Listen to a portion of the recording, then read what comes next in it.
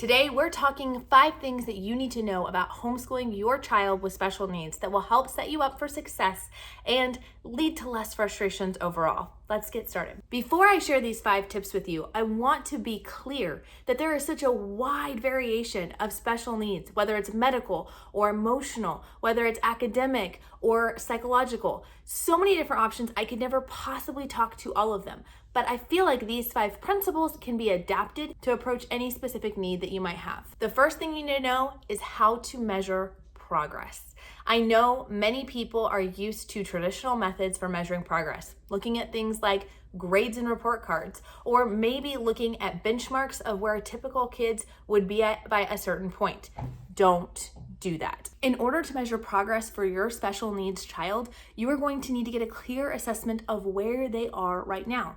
I recommend not doing this only in the area of academics, but making a mental note, or better yet, write down a physical note of where they are mentally, physically, spiritually, and emotionally when it comes to the beginning of the year or whenever you're watching this video. Then checking in and filling out that same information and checking in at the middle of the year and at the end of the year. You will see growth in your child. Though it may be small, it is still worth celebrating. And by looking at the whole child and not just the academics, you won't miss out on some of the beautiful growth moments that can happen in a child when they overcome their fear of going to speech therapy, and yet they might still be struggling with the same math problems they were before. I also would encourage you, when it comes to measuring their progress, is to do things like recording them. So what this looks like in our home is, with my dyslexic kids in particular, I would record them without them really knowing, them reading a story or a passage at the beginning of the year. I would then do so in the middle and at the end of the year. I would not share these recordings with them. However, if at a certain point I started to heavily doubt, like, oh, they're just not getting it, we're not growing, or maybe they're doing that as well, again, using your discernment, it's something that I could show them and say, you know what, you're still stumbling over words, but look at how much harder these words are than the words you started this year off with. You can read that story fairly easily now. Or, oh, look, maybe you're still struggling with what you're reading, but you're able to go through and read it with more inflection and tone, pausing at the appropriate places. Looking for these little moments will help you and your child's spirit, as schooling with special needs can be really discouraging at times. You definitely can use things like standardized tests. I personally recommend the California assessment test. It's online. It can read aloud to you. It's only $25 and you can get it not timed. So it's very special needs friendly in that sense. But don't put all your eggs in that basket. As most homeschoolers know, tests don't naturally reflect what your child has learned. And finally, with that tip, I really recommend pulling in somebody from the outside to maybe also fill out that sheet of just assessment questions to ask about your child.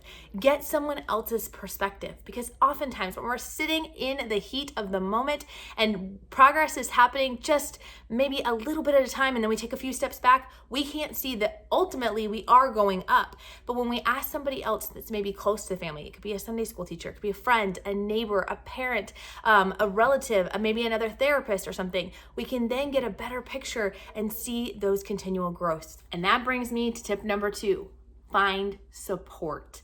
I believe all homeschoolers should have support in their homeschooling. No man should do this alone.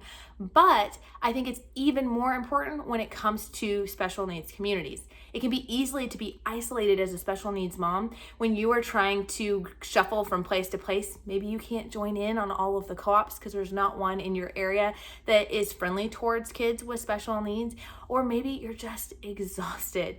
This can make it hard to connect, but I would still encourage you to do everything you can. Couple of areas of connection that you might look into is your local church, being able to connect and have community and fellowship with other people, even if they are not special needs families themselves. Having a family that can come alongside and love and support you is amazing. You also might be able to find local support groups for your child's specific need. So just Googling your town or your city and then Googling the diagnosis and support group will oftentimes bring up organizations that you can maybe connect with to get some education and encouragement from. For me personally, I know I have found a lot of encouragement over in the Made to Homeschool community.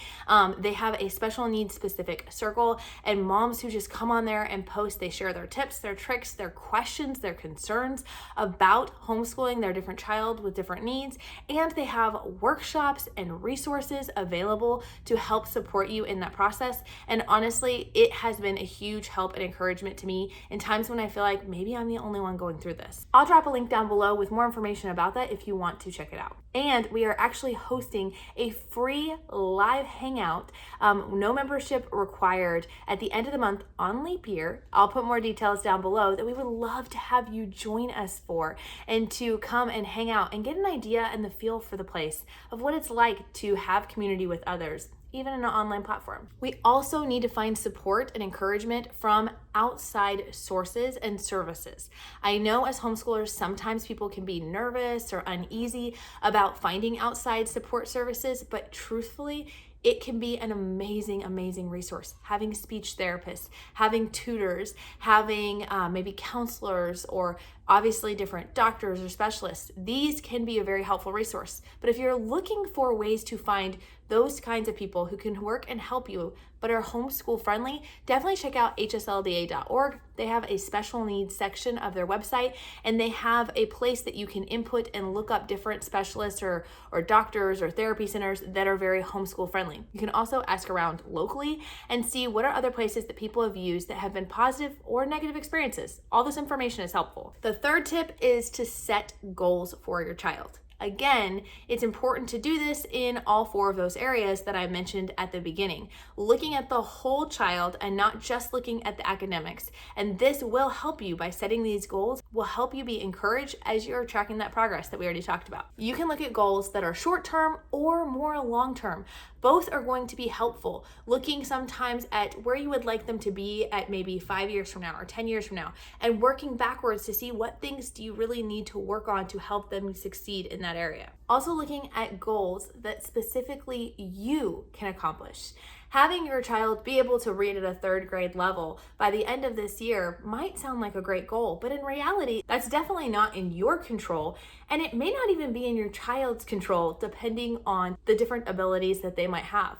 So instead, making very specific goals that you can accomplish. So maybe your end game is you'd really love them to be able to be at a third grade reading level, but in order to do that, you know you need to find a specific curriculum that will help them learn, and you need to do this at least 5 days a week, 20 minutes a day. So now your goal is going to read 20 minutes a day, doing reading instruction with my child using said curriculum, and then reassessing at the end of 3 months to see if that is working for you and your child. You can also have goals for your child that they will be able to do something a certain percentage of the amount of time. This is something they do in speech therapy all the time, that Mackenzie will be able to use the R sound correctly at least 80% of the time without prompting, meaning without having to remind them.